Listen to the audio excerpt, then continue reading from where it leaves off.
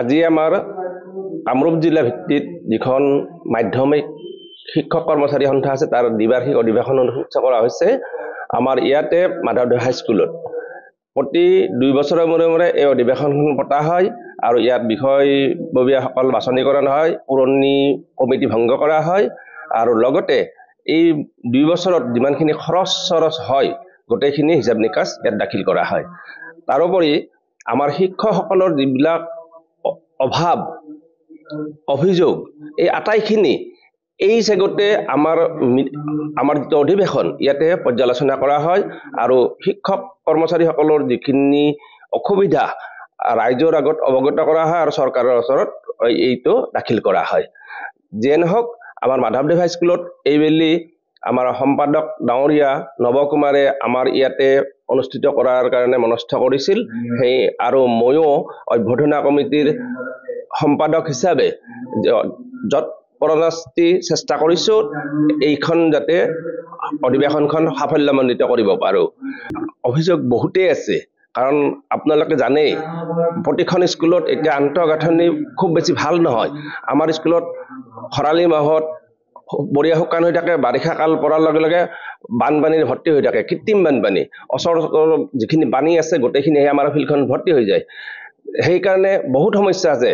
এইফালে আমাৰ ঘৰৰ অৱস্থা বেয়া, আমাক ক্লাছৰুমৰ প্ৰয়োজন, ক্লাছৰুম আমাৰ ছাত্ৰ ছাত্ৰী অনুপাতে বহুতে কম, বিজ্ঞান শিক্ষকৰ অভাৱ, গতিকে বহুতো সমস্যা আছে। এই সমস্যাখিনি চৰকাৰে যাতে আমাক অনতিপলমে সমাধান কৰি দিয়ে। তাৰোপৰি আমাৰ যিখিনি হাইস্কুল আৰু MV LP IC হেডমাষ্টাৰ আছে, ভাৰপ্ৰাপ্ত প্ৰধান শিক্ষকৰ দ্বাৰা চলি আছে। এই ভাৰপ্ৰাপ্ত প্ৰধান শিক্ষকখিনিক যদি সম্পূৰ্ণ নতুনকৈ মুখ্য প্ৰধান শিক্ষক হিচাপে নিযুক্তি দিয়ে তাৰ কাৰণে মই চৰকাৰৰ ওচৰত দাবী জনালোঁ আৰু IC হেডমাষ্টাৰখিনিক যাতে তেওঁলোকৰ যিখন স্কুলত তেখেতে কৰ্মৰত হৈছে সেই স্কুলতে যাতে তেখেতকক মকৰল কৰে তাৰ বাবে মই মুখ্যমন্ত্ৰী মহোদয়ক সজোৰে আহ্বান জনাইছোঁ আৰু আমাৰ সন্মানটো অটুট ৰাখিবলৈ তেখেতক শ্ৰদ্ধা জ্ঞাপন কৰিছোঁ। আমাৰ ইয়াতে 83খন স্কুল আছে, আমাৰ উত্তৰ পাৰৰ ফালৰ পৰা আৰু দক্ষিণ ফালৰ পৰা। চব অকল টেট নহয়, আমাৰ যিটো আমাৰ সদৌ অসম ৰাজ্যিক যিখন আমাৰ মাধ্যমিক শিক্ষা পৰিষদ আছে সেই শিক্ষা পৰিষদৰ অন্তৰত প্ৰতিখন জিলাতে একোখনকৈ মাধ্যমিক শিক্ষা পৰিষদ আছে। এতিয়া আপোনাৰ চাওক, আমাৰ কম্পিউটাৰ আছে, কম্পিউটাৰ শিক্ষক ৰাজীৱ গান্ধী যোজনাৰ আণ্ডাৰত আছিল, কিন্তু তেওঁ এতিয়া চাকৰি গ'ল, তেওঁ এতিয়া নাই। আমাৰ কম্পিউটাৰ শিক্ষক নাই।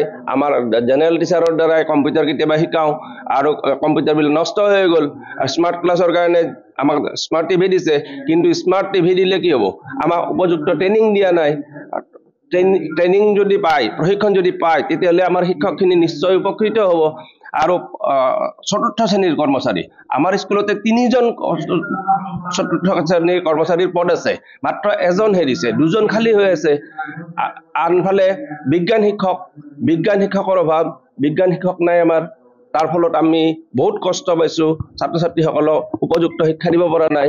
আৰু আন্তঃগাঁথনি হিচাপে যদি বিদ্যালয়বিলাক সুস্থ কৰা হয় তেতিয়াহ'লে নিশ্চয় আমাৰ অসমীয়া মাধ্যমৰ ছাত্ৰ ছাত্ৰীসকলে বহুখিনি সুফল লাভ কৰিব। যিকোনো খবৰৰ বাবে যোগাযোগ কৰক 7099017330 লগতে 7099017110 নম্বৰত।